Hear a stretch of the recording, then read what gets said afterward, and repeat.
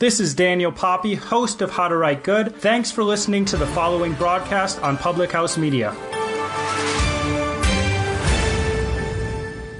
This is Julianne Condia, host of Rewritten here on Public House Media. Thank you so much for listening to the following broadcast on Public House Media.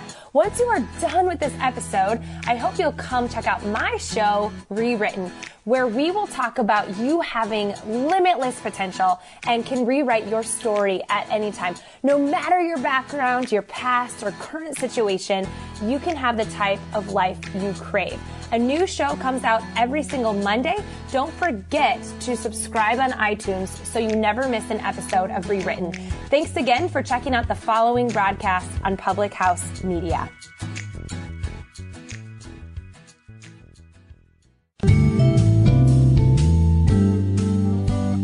I was playing chess with my friends and said, let's make this more interesting, so we stopped playing chess. Welcome to Completely Serious. That phrase was sent to us by listener Chubby Checker. Our first celebrity submission, how about that? The famous Chubby Checker, rock and roll singer known for inventing the twist and other musical things. We appreciate you listening, Chubby. That is a guy, if you don't mind me saying, who feels confident about his body, called chubby his entire life, and never tells people to stop calling him chubby. What an inspiration! Well, welcome to Completely Serious, presented by Public House Media. Thank you for downloading us. And speaking of inspiration, you are an inspiration to me for downloading us on iTunes or Spreaker or wherever you find our content. We're glad to have you alongside us. Today, we have a favorite of the podcast. You've heard him a couple times already, Sports Guy DC Ackerman to talk NBA hoops. But first, we are trying something new. I wanted to talk to some of the biggest basketball fans with the NBA Finals going on. I wanted to talk to the biggest basketball fans you are going to find. So I went to a local park and talked to some guys playing basketball. How about that? And ran the typical Completely Serious line of questions by them. Here is what they said. Basic question. Why come out here and play basketball as opposed to hanging out and watching TV, playing video games, whatever it may be? Because honestly, when we come out here and play basketball, it gives us something to do. People be bored in the house, so it's like, man, we just come out here and play basketball. Anybody who down to work out, we just work out. Favorite NBA player, who is it? Favorite NBA player? Blake Griffin. Okay, all right, why Blake? Blake Griffin came into the league doing the most amazing dunks I'd ever seen in a long time. Like, for real, for real. LeBron James. LeBron James, why is that? Because he's the inspiration to me on low nights when his team is down. He finds a way to bring them back. I really enjoy watching him dunk. The old Blake Griffin, the new Blake Griffin, don't get me wrong. He has a lot of potential still in this league. The old Blake Griffin that was dunking on everybody because he didn't care who was under the rim, that's the one I love. You can have any talent out of anybody in the finals, like one skill set like Curry's three or maybe the handles of LeBron or Durant or somebody like that. What skill set do you take? Do I take? Yeah, what skill set would you want to have? Man, honestly, I would want to have Curry's threes. Because he just throws it up and it just goes in. Like, he just has, like, magic. He's just magical with it. Like, I'm like, man, how does he do that? And if I was playing for the Cavs, that'll really make me mad. What era in your lifetime of watching the NBA has been the best basketball? Is it now? Is it maybe 10 years ago? Was it when maybe 20 years ago? What would it be?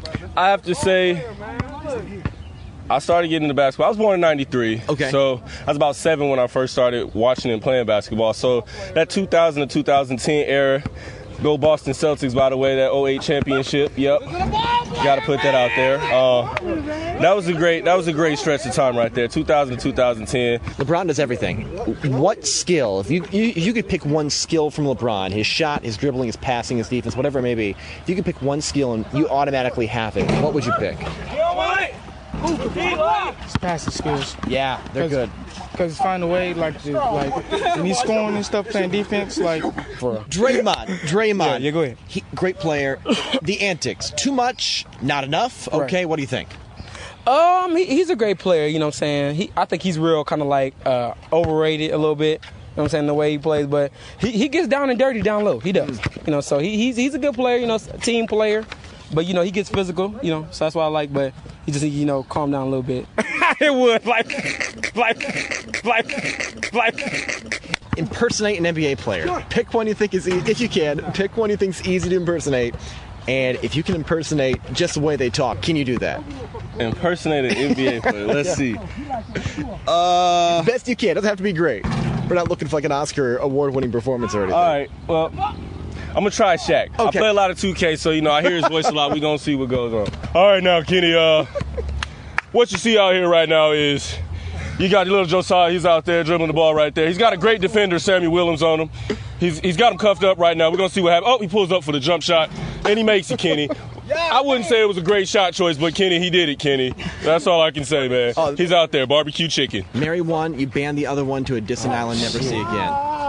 Ariana Grande, Selena Gomez. Okay, I will have to marry Ariana Grande.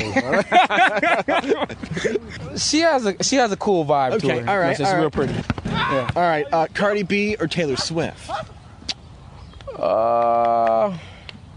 I'll take Cardi. Okay, all right. Kevin Durant, LeBron James. Woo! Man, that's a tough one, but I would have to take all-around player, like best player marry right this now. person. Yeah, marry this person. Oh, gosh. How about we'll make it easy? If I was a woman, yeah, you're a woman. Put yourself. If I was a woman, I'd marry LeBron. Okay, all right, that's good. If I was a woman, I ain't saying right now. What were you thinking? J.R. Smith dribbles the ball out with 4 seconds left.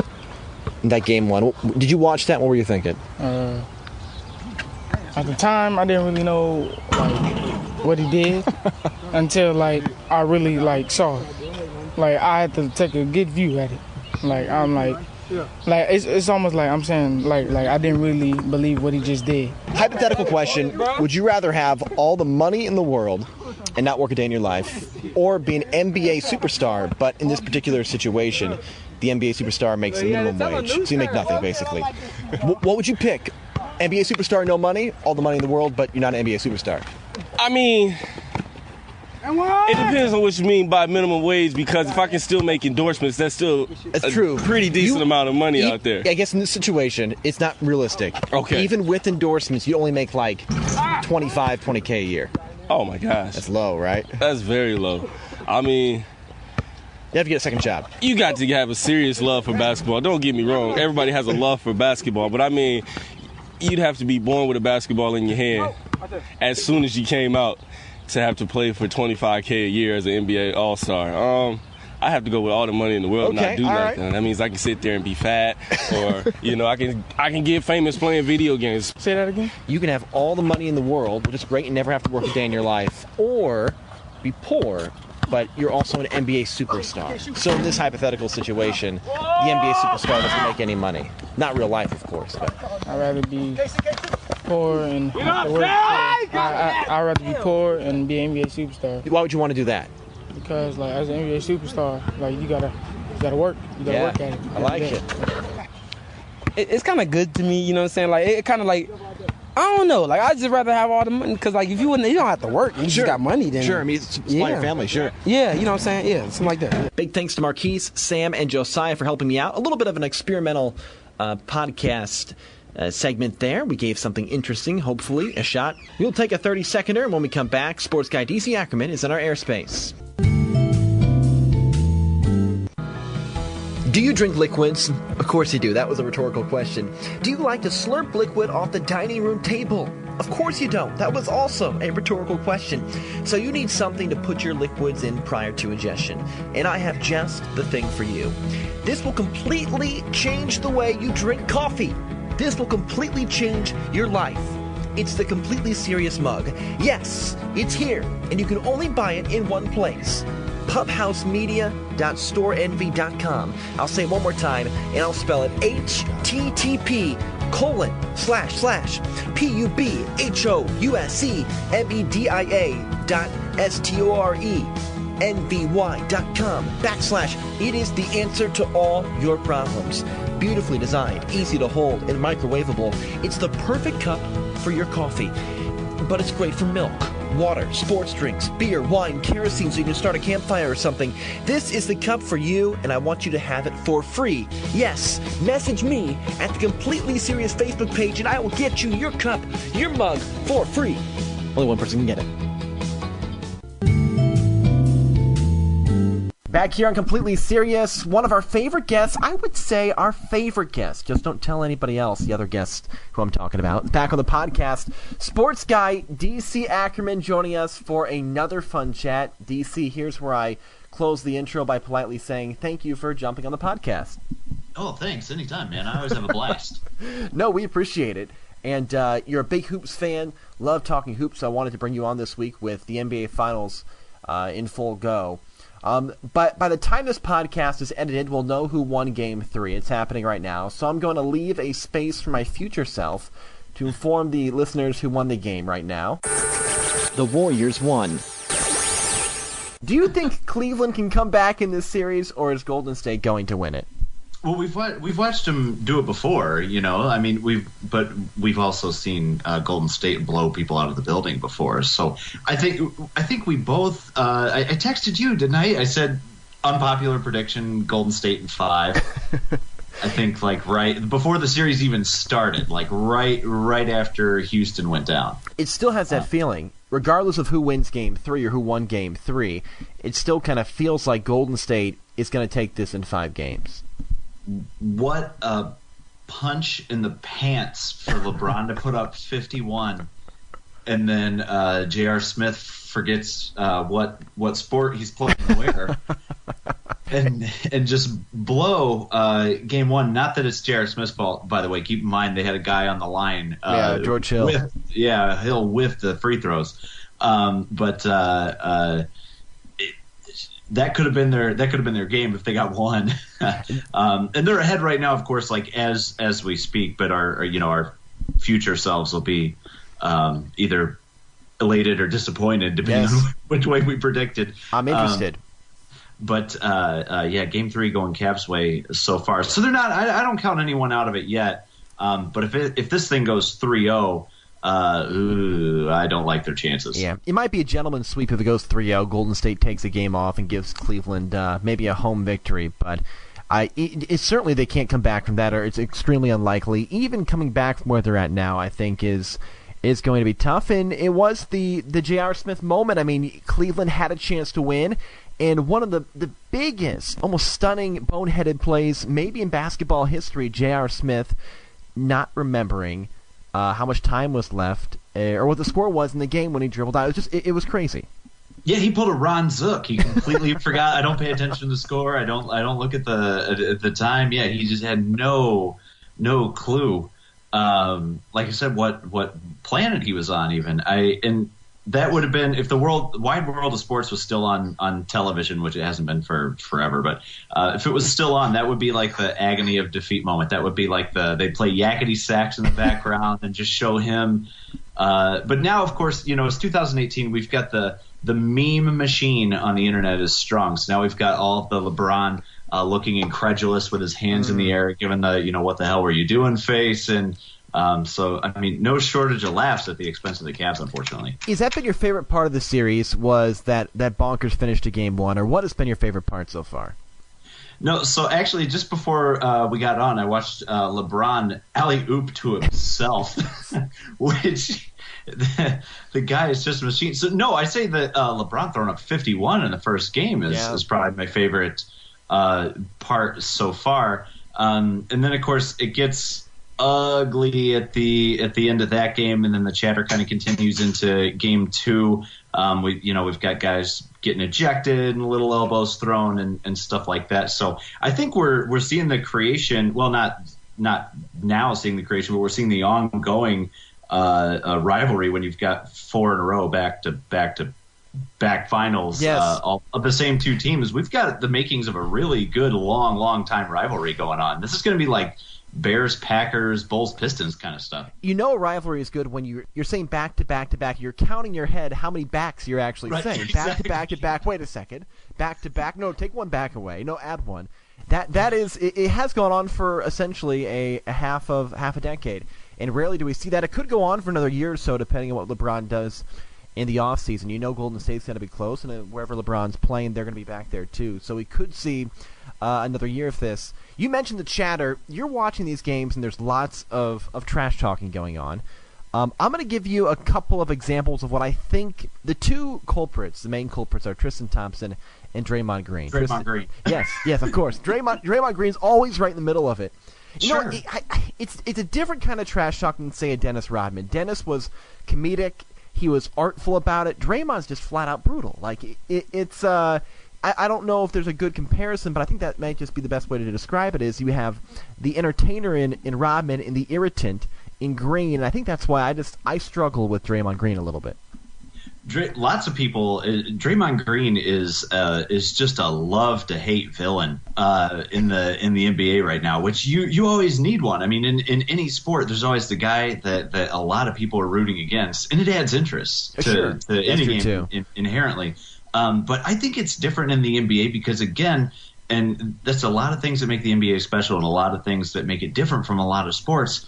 In college basketball too, to some extent, but this is the only one where the fans are just right on top of the pros, and you can see their facial expressions, you can hear them talking to one another. The mic picks up more incidental stuff. I mean, because it's happening in baseball as the players run past each other going to dugouts and stuff. You know that the NFL, I mean, every play in between every single play, there's some trash talk going on. But the NBA is the only one where we really, really get to see it. This is a question I think of a lot. If I were rich enough to have really good seats at a basketball game, I love the cardboard cutout heads, the blow-up heads that the fans like to bring.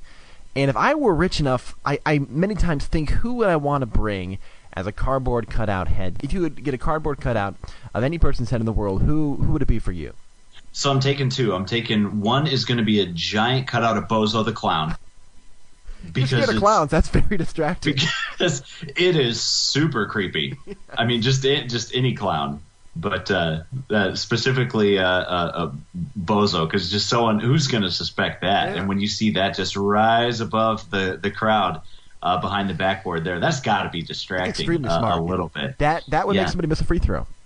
Yeah. Second one I want to take again just someone just real goofy looking. So like Pee Wee Herman, sure, or just just the most distracting character that I can think of. I want to get back to the question I was going to ask. So you there's a lot of trash talk in these games, mostly Tristan Thompson and Draymond Green. I'm going to give you a couple examples of what these players might be saying. I'm going to give you 3 scenarios, and I want you to tell me which one is most likely. And if you would like to throw your own in, that is also perfectly acceptable. Kind of like the bad lip reading in those football videos, but I'm just going to give you 3 examples of what the players might be saying, and you're welcome to take one of those 3 options or throw in your own. So Draymond Green, Tristan Thompson, constantly barking back and forth. Option A of what they might be saying is, "Hey man, you got a nice shot. May I have some advice on my form? Sincerely, Tristan." Option B, "Oh, you're such a jerk and a big meanie. Why do you have to make me feel bad?" And option C, "What's your favorite color of the rainbow? Mine is indigo." Those are your 3 options. What is or whatever you'd like to throw in there? Which one? I think the shot advice. Draymond, how do you make something that looks so bad and so good? How do you do that? Sincerely, Tristan. Mr. Green. Love Tristan. Heart eyes emoji. There's probably just a lot of stuff about realistically, there's probably just a lot of stuff about the other guy's mother being said. But I like the tips. Like, looking for pro tips while you're out there. Like, hey man, I like how you did that. Why don't you teach me real quick? If that's ever happened, that would be something. I've heard a comparison about Draymond Green's shot. It looks like he's wearing an invisible backpack. I think that is a pretty good way to describe it. Whenever he shoots a 3, he's got kind of a hunch to his back and he's bending at his knees. It kind of looks like he's wearing an invisible backpack whenever he shoots. Sure, it's how Mark McGuire used to look running bases. Like, he had a piano around his back, like he was carrying just a baby grand, just a high school gymnasium piano around while he's trying to run. Yeah, it's a real weird. It's like he needs a back brace, kind of. It's a real. But I mean, he's not the only one we're getting on Draymond here. I mean, if we're going like goofy shots in the NBA, there's a bunch of them. I'm not even sure if JaVale McGee knows how to shoot a basketball. I think he just jumps really high, and he's about 7 feet with an 8-foot wingspan. He's very good at what he does, but I've never seen him shoot. I don't know if he knows how to shoot a basketball. Just kind of a reach up and place it in the hoop. It's just setting the ball down into a zone. If you could have one life skill of any NBA player in the finals, what would it be? I have 4 options, and again, you're welcome to throw your own in as well. Option A, the ability to sculpt your biceps like Andre Iguodala. Those arms they don't look human the way they are chiseled. Option B, Stephen Curry's ability to eat his wife's cooking. Option C, Kevin Love's ability to look good in commercials. You might be able to do that already, though. And option D, Jordan Clarkson's ability to look perfectly confused when someone is asking him a difficult question. Absolutely D. Absolutely D. And thanks for the plug there. But no, I have a face for radio. But what I thought you were going to say is Steph Curry's ability to eat his mouth guard is what I thought you were going to say, because that thing is chomped to death. It looks like whoever makes mouth guards these days, I don't know who the brand is, but they should sponsor him for sure. Mm-hmm. But no, the confused look, just the befuddled blank stare, like you asked him like a really difficult trigonometry question. Is even at the the question could be as typical sideline reporter speak. It's how do you feel about that first half? I mean, that's wow, what a softball question. And then you just it's like he's trying to crack a safe with his mind. DC Ackerman, sports guy. Thanks for jumping on. We appreciate it. Anytime, my friend. That was completely serious. Thanks to the kids that we talked to at the park in the earlier segment. We will talk to you in a couple of weeks. This is Completely Serious on Public House Media.